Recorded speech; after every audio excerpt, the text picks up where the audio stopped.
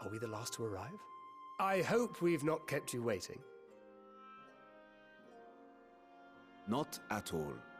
Your comrade is feeling better, I trust. Much better, thank you. Harness remedies are certainly potent, in more ways than one. One becomes accustomed to the taste, although I hope you never have cause to do so. Pray, take your ease.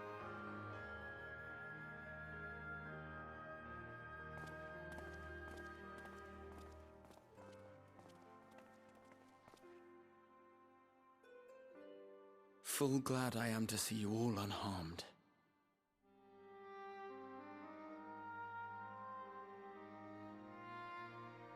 Valiant scions, for your heroism, you have my boundless gratitude. You cast down that dire tower and set free its hapless captives. You cleanse their souls of its corrupting influence. No words of thanks will suffice. In place of platitudes, I offer a bounty of warding scales. Pray accept your due reward, along with the goodwill of Radzatan. Alchemists throughout the land were put to work in the forging of your talismans. The finished ones have been collected, and now await you at the High Crucible of Alchemia. Present this letter when you are ready to take them into your possession.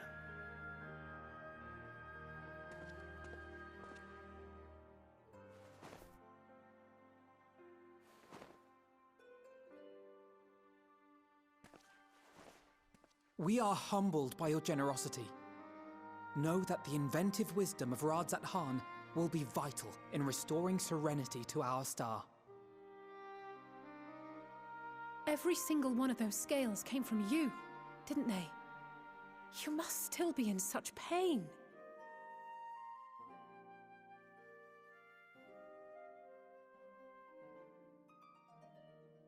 'Tis of no moment. A mere annoyance compared to the dreadful suffering inflicted upon this land and its people.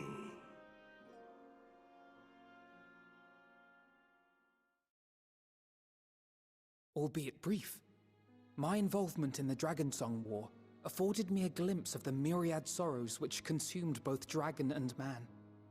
Though you were half a world away, such tragedies as befell your kin must have affected you deeply. And yet, you chose to live among men. In the age when that conflict first bloomed, my choice had already been made. In some distant place, man slew dragon, and dragon slaughtered man. Yet no hate could I muster for those smiling faces which did look to me for guidance. Not even my brother's righteous rage could rally me to his cause. I huddled here, secret and still, hoping against hope that which I had built would remain untouched by the chaos and carnage.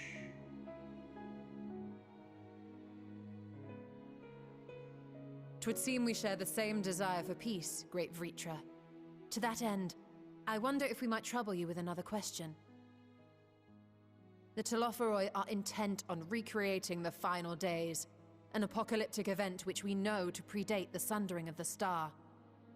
As the longest lived among us, know you aught of this terrible cataclysm?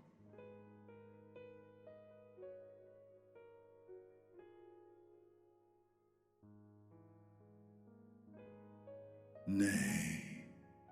When war and strife drove my sire from his home, he crossed the great expanse with only our unhatched eggs as company. He alighted upon a shattered source, its 13 reflections long since scattered beyond the rift. Of events preceding his arrival, he knoweth naught, save that which Hydralin hath deigned to disclose. I I see. So again, 'tis the inscrutable Hydaelyn to whom you must look for answers.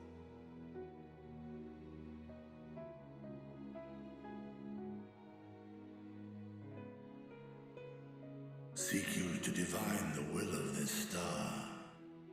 If so, I have a tale which may afford you some small comfort. 'Tis a story from my youth, many, many years ago. To my sire, I once posed the question, of all the stars in the sky, why didst thou settle upon this one? To which Midgardsormr did reply, 'twas the last bastion of hope. He believed so long as Hydaelyn endured, so too might dragonkind. Solemn and portentous were his words. What deeper meaning they held, I could not, dared not pursue. 'Tis a stone I've left unturned ever since. Yet take you solace in the knowledge that whatsoever Hydaelyn does strive towards, 'tis an ideal which hath earned my sire's conviction.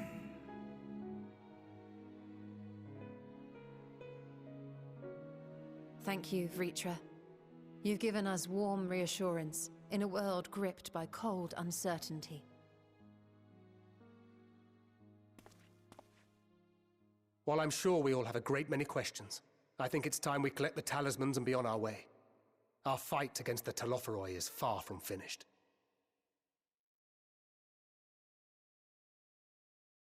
We must take our leave, but please do inform us if we can provide any further assistance.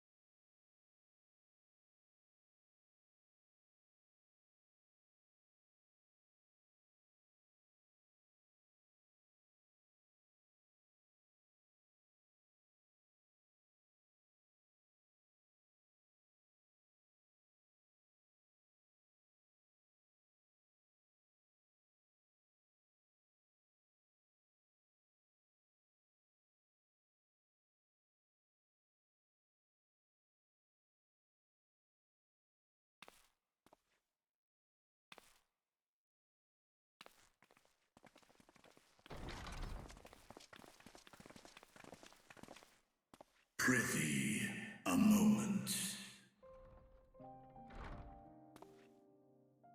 There is one whom my sire hath judged worthy of honor and respect. The one known to men as Eorzea's champion. This hero of renown and rumor, 'tis thee.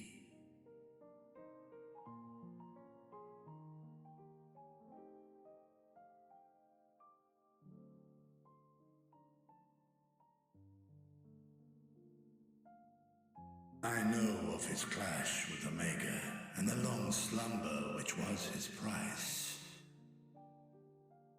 Yet even closed in sleep, my father's eyes are far from blind.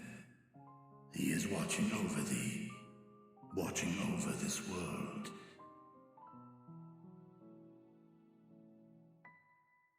'Twas a revelation most pleasing that thou, a child of man, had gained Summer's trust, but alongside mine elation runneth a rivulet of dread.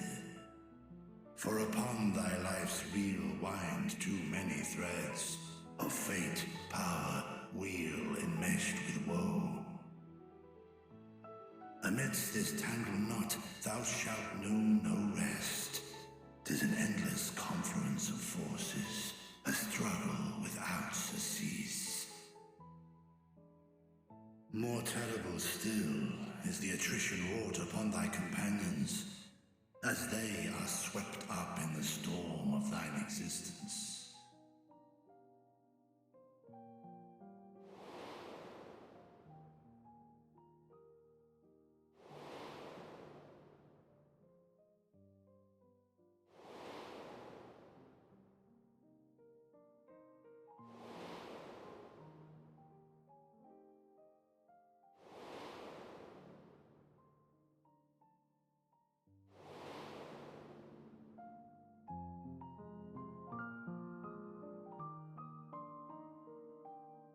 Take heart and protect them well.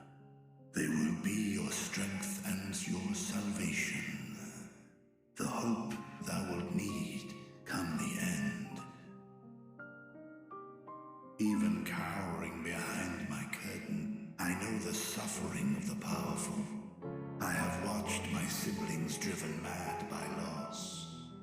Thus do I exhort thee to spare no effort to keep thy loved ones safe.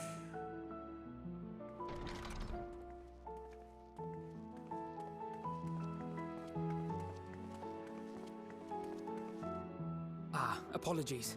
We hadn't meant to interrupt. It's just that we do have a history of suddenly collapsing, and when you didn't follow us out... 'Tis I who must apologize. I have detained your champion overlong with idle chatter. Go. At war's end, I pray I welcome thee back into my hall, where together with thy joyful comrades, you may toast your triumph.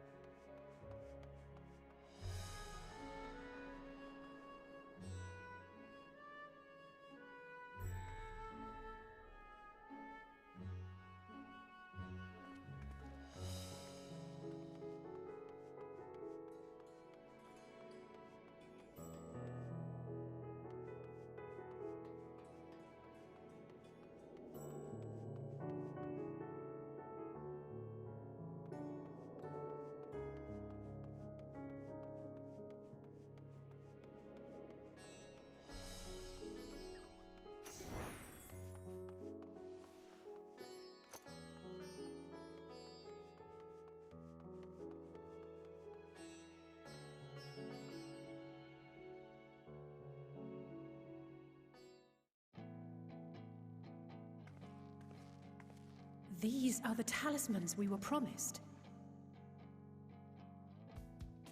Yes, and I made a quick count. There are far more than we could have hoped for.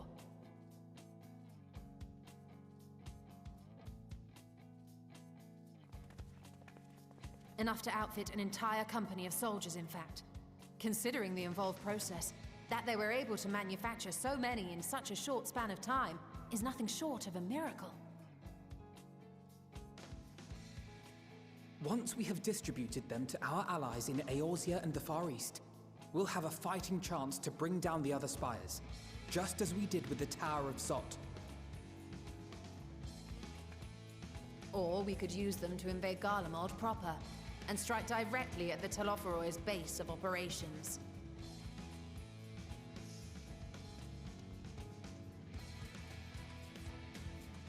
Of course, we would need to consult with various Alliance leaders before such a drastic measure could even be contemplated. To which end, I could set out forthwith and present the idea to each of our allies in person. Pray allow me to undertake some few of those journeys. I find myself restless and in need of purposeful duties. I can head eastward. Bosnia and Dalmasca are just a short hop from here. And Doma's shinobi network should come in handy for passing on the word. We shall share the burden then. Meanwhile, I think it best that you and the others take the talismans back to the Baldessian Annex. We must keep them safe and secure until we've decided upon a course of action. Please, I must speak with you.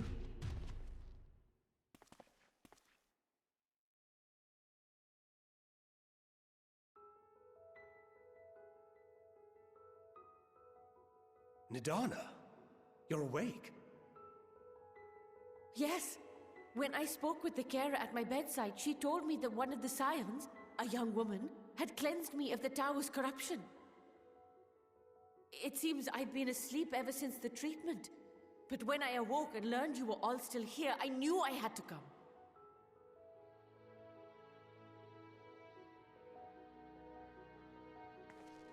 As you said, Nidana was captured only recently.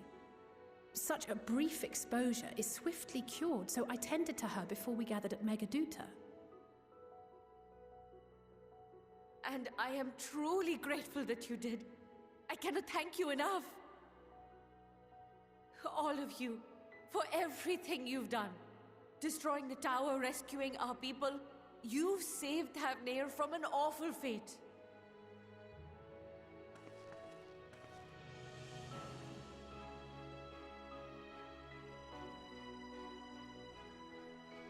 Yet who hath truly saved whom? Due in no small part to thine inspirational courage, the alchemists were successful in reproducing warding scales of proven efficacy. Replications of thy work now stand ready to travel across the seas, unto the hands of those who might wield them against this rising evil. The talisman?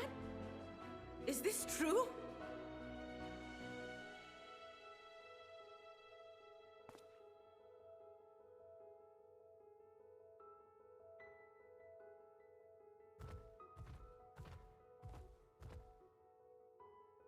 Oh, I was so groggy from sleep.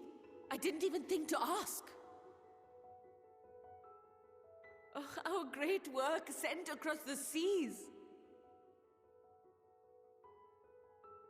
It was worth it. Oh, it was all worth it.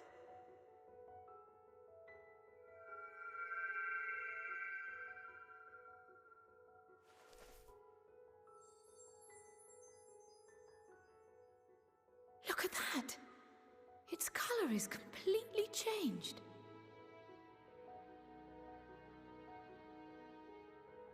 What do you have there?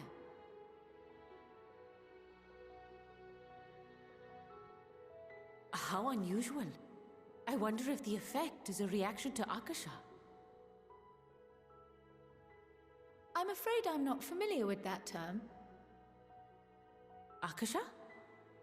It is one of the unseen energies defined by Harnish alchemical theory.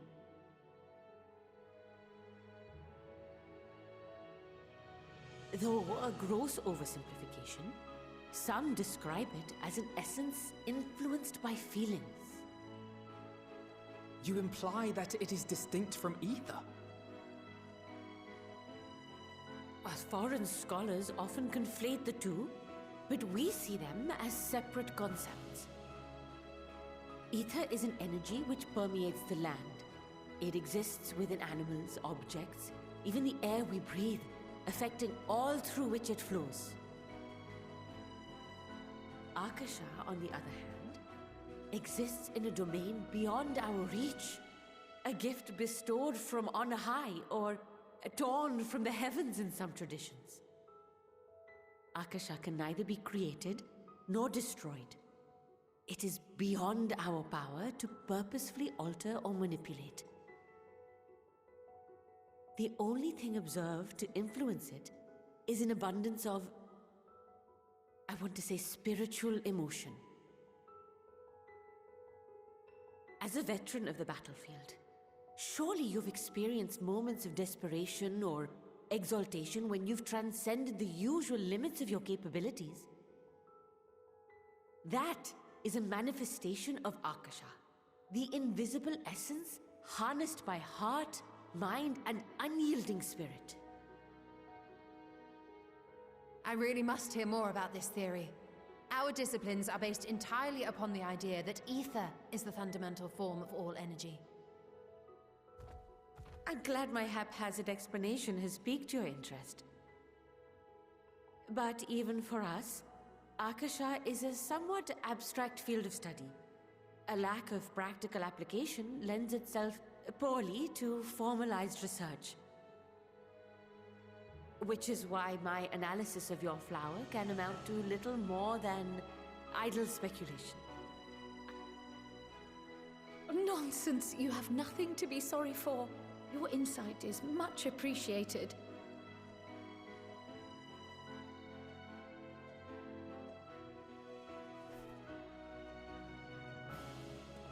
Shall we depart for Charlian then?